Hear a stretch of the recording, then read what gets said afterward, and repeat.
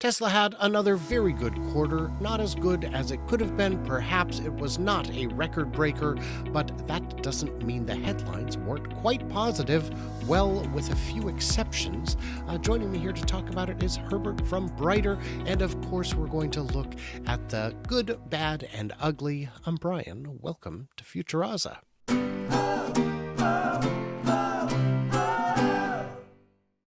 So, Herbert, this week we did see the numbers come out. The FactSet estimate was 436,000 deliveries.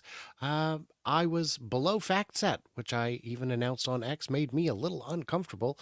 But apart from Larry Goldberg, the people who show their numbers, I was right there as the closest, tied with Tesla, Montana, Model, Cat, the Cat. So it was a pretty good quarter. There were a lot of people who missed it, and as we know, the stock rallied as a result. What did you think of the numbers before we get into it? Oh, before numbers. First of all, yeah, you're always very good, specifically about production more than deliveries, perhaps, right? But you're very good about following that. This was a tough one. No one got it right. Everyone was so far off. It was a bit of a shocker, except for, like you said, you and Larry, and then, of course, Jeff Lutz. He knew that in the first quarter, there's all this inventory that was, held, and now it's going to be released, and that's what happened. So yeah, it's like nobody knew it was coming. And in fact, we're talking about headlines today, right? The headlines the night before, I don't know if you saw them. I took a look at Yahoo Finance, and 75% of all the headlines were predicting massive, the business is falling like crazy, falling off a cliff. Everything's going to be terrible. And then only 3 said it doesn't matter if the numbers are terrible. We're going to move past that. But of course, they were all wrong. And you know what they did? The next day, somebody pointed out to me that Yahoo had to delete a lot of those. They just removed them. Yeah. They just removed them. That's not how you document history, Yahoo. I will point out that Jeff is a very sharp guy and is frequently right in a lot of his assessments. Larry, of course, his experience speaks for itself. And there were other people who got much closer than any of us by just throwing numbers out. I don't count those if you don't show math, or at least have the math. I don't think Larry showed his math, but I'm confident he has the math. So I count that. If we want to play guessing games, I'll create 10,000 accounts and make 10,000 guesses, and then I'll win. That's not actually winning. So among those with a track record who actually do this on a regular basis. And I would add that I am good at delivery numbers too. I just don't usually provide delivery numbers because I won't do it unless my confidence interval is sufficiently high. So it was a great quarter. It went really well. Everyone's happy except, oh no, Tesla's sales fall for second straight quarter despite price cuts. AP is the source of this, and of course then it trickles out to The Guardian and plenty of others too lazy to do their own reporting and actually think critically. Tesla's global sales fell for the second straight quarter. Quick question. Let's see here. What did we sell? 443, right? Yeah. So that's the previous quarter was 386. So by second, that's wrong. Yeah. That's wrong. That number. So the alligator mouth points to the bigger number. I don't want to ruin the surprise, you guys. So GM's EV sales surge 40% as Tesla slips. Yeah. GM's EV sales, they're up so much, Herbert. They sold 20,000, right? They sold 20,000. Now, Xiaomi, who just entered the market, sold 10,000 in June.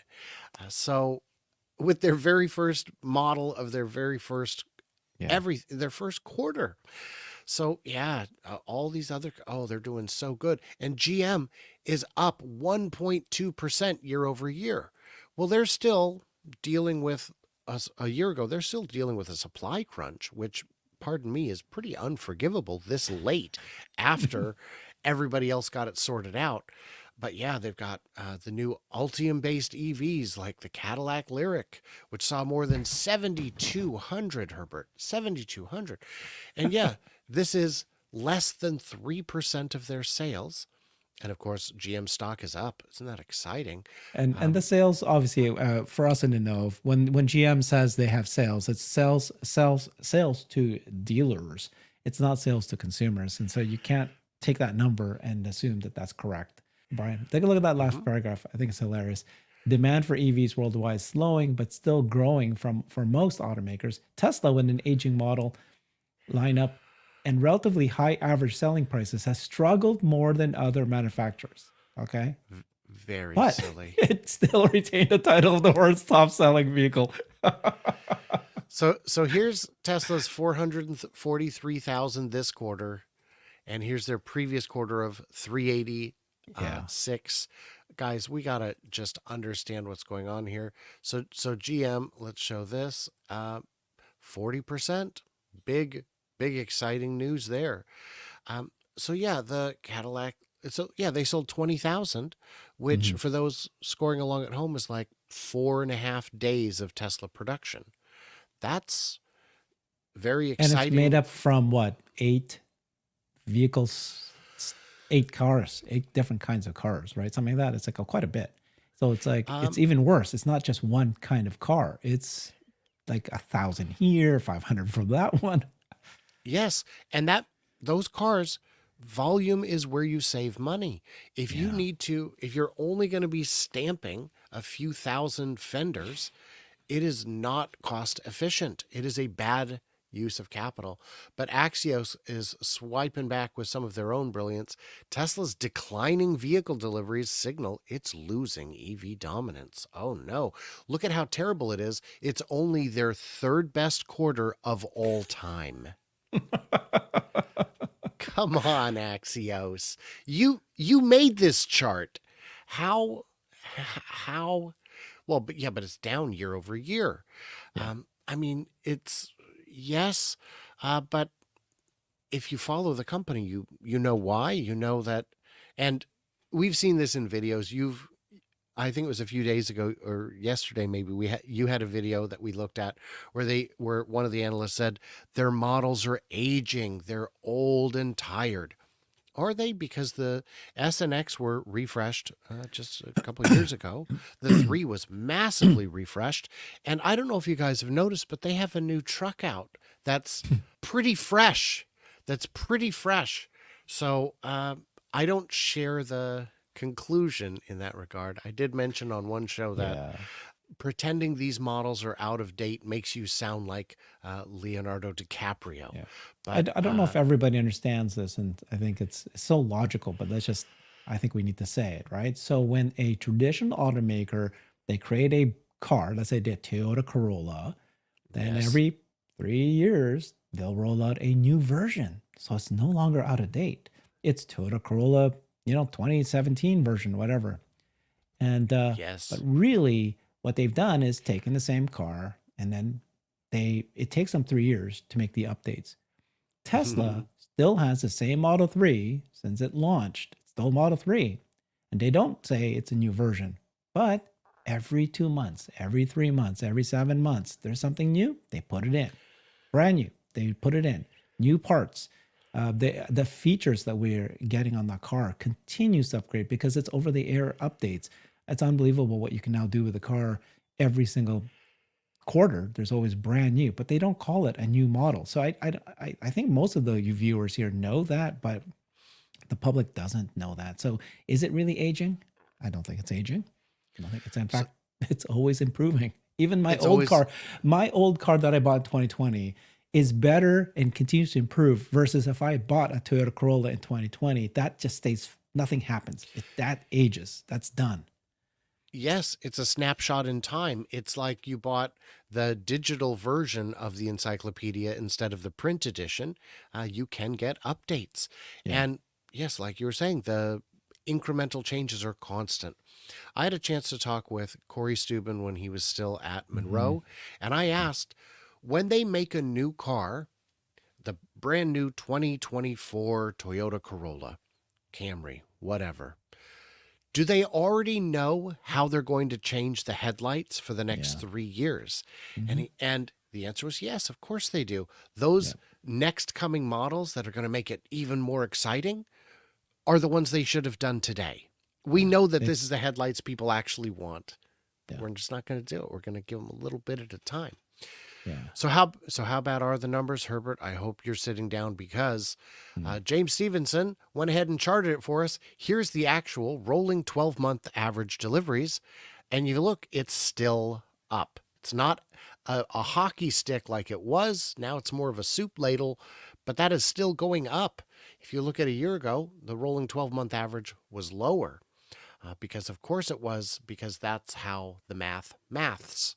And if we go back and see here, yeah, well, this number is smaller than this number a year ago, right? But here's the previous quarters. So yes, this was a record. There's been one record since. It's still the third best one ever. The world is changing. Economy changes. Lots of things are moving. The consumer is what they can afford and all that. But that's actually a very impressive fact that it stayed that high when everything else would fall off the cliff. You should compare it to everybody else. But again, compare it to not just the GMs of the world where they're going to say, well, I'm going to stuff the market. I'm going to make my sales look good this quarter. And then what happens? Inventory. Take a look at inventory days. And the inventory days for Tesla has fallen significantly. Of course, it was huge on at the first quarter for Tesla. It jumped from 11 days to 22 days or something like that. That's because of the Red Sea terrorist attacks, the arson fire on Giga Berlin. There was a few other things that happened that was just one time, one off in first quarter. So, but the inventory days is only 22 days versus you've seen the chart that we've only Yes, showed. Some of these cars, like GM specifically, is over 100 days. It's like 100 years. I mean, 365 days. It's like a year long. So yes, you can sell the car to a dealer. Your quarter looks like it rose, and we're just talking 20,000 cars. Right? right, So right. I'm gonna please take 5,000 cars off my hands. They do, and then it sits on the inventory, the dealer's lot for 300 plus days. You just made an interesting point, Herbert. Tesla reduced their inventory on hand by more EVs than General Motors sold. Sold. Yeah. So if Tesla had made zero cars this quarter, they still would have sold more than GM. That's hilarious. But, again, it's bad news because Tesla sales fall again. No, they didn't, as more automakers crowd the electric vehicle market. Well, good. But why aren't you pointing out that the electric vehicles are finally starting to crowd out the dyno burners? Yeah. I don't want a car powered by splody juice. I'm not going back. You can't make me. Um, Tesla sales fell for the quarter, came in at 444, down 5% from a year ago. That's less than the 8.5% drop in the first quarter. And I don't remember who was saying it. Just yesterday, they were saying it's Q1 is always low. It's Yeah. low Yeah. industry wide. Yeah. I don't know what to tell you. It's just how human shopping patterns work. Mm-hmm. The Christmas hangover is real, the holiday Mm-hmm. hangover. So, the good news is it's all good news, and the bad news is only the dishonest people are saying otherwise. And I would like sales to be higher. I've seen some hyperboles who certainly thought we would be at, 1 million a quarter by now. But um, that was based on the strategy that Tesla was employing at the time, which about a year ago we saw them begin to shift from. If the robotaxi is simple to build, easy, and less complicated, they will need less space. And until that design is locked, it doesn't make sense to build the factory because the amount of rework and revisions you would do is large and unacceptable. Have we missed anything, Herbert? I mean, it's hilarious. Obviously, all these news headlines are always positioning it negatively. I told my wife too, same thing, which is, I heard this, I heard that, and I say, well, just know that half of those things you're reading, almost all of it, is positioned incorrectly. So let's, tell me what do you think you heard right. Let's break it down. And once I've done it a few times to explain to her how they've just, bastardized a statement, she starts to understand that, yeah, news is not news. That news headlines you're seeing there are political statements or opinions. Mm. And sometimes just errors repeated with tremendous confidence. Yeah. There's too much of that going on. We need to get past it. Guys, in the comments, what did we miss? What did we misunderstand? Leave it. If you would, do me a favor, head on over to Brighter with Herbert. See what he's up to, see his guests, all that. And everybody else, like, subscribe, smack thumbs, do what you got to do. But stay tuned, stay juicy, and I cannot wait to hear from you clever robots on the next one.